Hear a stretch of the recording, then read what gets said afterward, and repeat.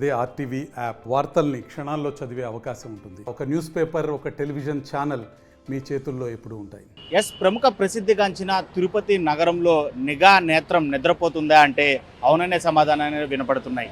ఏదైతే ప్రస్తుతం నేను నిల్చుని ఉన్న గరుడ వారధి పూర్తయి దాదాపు 2.5 ఏడాది గడుస్తున్నప్పటికీ కూడా దాదాపు ఈ గరుడ వారధి ప్రారంభం దగ్గర నుంచి కూడా ఎండ్ పాయింట్ వరకు కూడా కింద ఉన్నటువంటి రోడ్లో ఎక్కడ కూడా సీసీ కెమెరాల ఏర్పాటు అనేది ఇంతవరకు జరగలేదు అంటే నిజంగా ఘటనగానే చెప్పాలి. ఎందుకంటే ప్రధాన కూడలైనటువంటి అంటే ఈ గరుడ వారధి ఫ్లైఓవర్ అనేది ప్రధానంగా తిరుచానూరు ఫ్లైఓవర్ అంటే లక్ష్మీపురం సర్కిల్ కంటే ఇంకా ఎగువ భాగం ప్రారంభమయ్యి ఇటు కపిలతీర్థం దగ్గర వరకు కూడా ముగిసేటువంటి పరిస్థితి ఉంటుంది. అయితే అక్కడ ప్రారంభమైనప్పటి నుంచి ఇక్కడ ఎండ్ అయ్యేంత వరకు దాదాపు 4 నుంచి 5 కోడ్లు ప్రధానమైనవి ఉంటాయి. ప్రధానంగా లక్ష్మీపురం సర్కిల్ కావచ్చు, అదేవిధంగా Bliss circle, bus stand circle, Korlagunta circle, Leelamahal సర్కిల్గా చెప్పొచ్చు. అయితే ఈ ప్రధాన రహదారుల కేంద్రాల్లోనే సీసీ కెమెరాలు పనిచేస్తున్నాయి తప్ప మిగిలిన ఎక్కడ ప్రాంతాల్లో కావచ్చు లేదా ప్రస్తుతం రైల్వే స్టేషను ఆధునీకరణ జరుగుతున్నటువంటి పరిస్థితుల్లో రైల్వే స్టేషన్లో సైతం ఏ ప్లాట్ఫామ్ పైన సీసీ కెమెరాలు అక్కడక్కడ కనిపిస్తున్నాయి తప్ప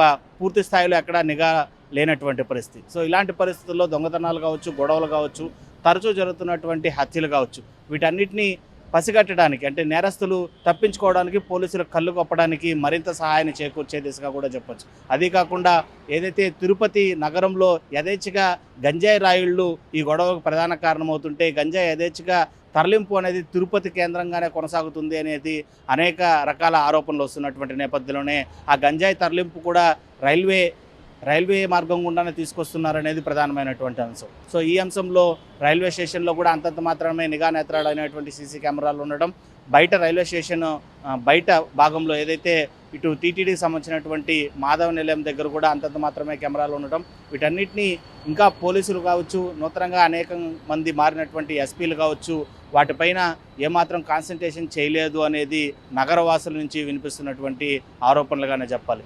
సో ఏదైనా గొడవ కావచ్చు లేదా హత్య కావచ్చు, మరేదైనా నేరం కావచ్చు, దొంగతనం కావచ్చు, జరిగినటువంటి పరిస్థితుల్లో ఈ సీసీటీవీ కెమెరా అనేది చాలా వరకు పోలీసులకి హెల్ప్ఫుల్గా ఉంటుంది. ఆ నేరస్తుని కావచ్చు లేదా జరిగినటువంటి పరిస్థితిని అంచనా వేసి అక్కడ ఉండేటువంటి ఆధారాలను సేకరించడానికి. అయితే అలాంటి ప్రధాన 3వ నేత్రమైనటువంటి సీసీ కెమెరాలే తిరుపతి నగరంలో తగ్గిపోయాయి. పూర్తిగా ఉన్న వాటిని తొలగించి నూతన వాటిని బిగించేటువంటి ఏర్పాట్లలో పోలీసులు ఏమాత్రం కాన్సన్ట్రేషన్ చేయడం లేదు అనేది ప్రధానంగా వినిపిస్తున్నటువంటి ఆరోపణ. ఇక దీనిపైన పోలీసు యంత్రాంగం ఏ విధంగా స్పందిస్తుంది, నగరంలో ఎంతో నీడెడ్గా అయినటువంటి ఈ సీసీ కెమెరాల ఏర్పాట్లపైన ఇకనైనా దృష్టి సాధిస్తుందా లేదా అనేది మాత్రం వేచి చూడాల్సినటువంటి పరిస్థితులు అయితే ఉన్నాయి.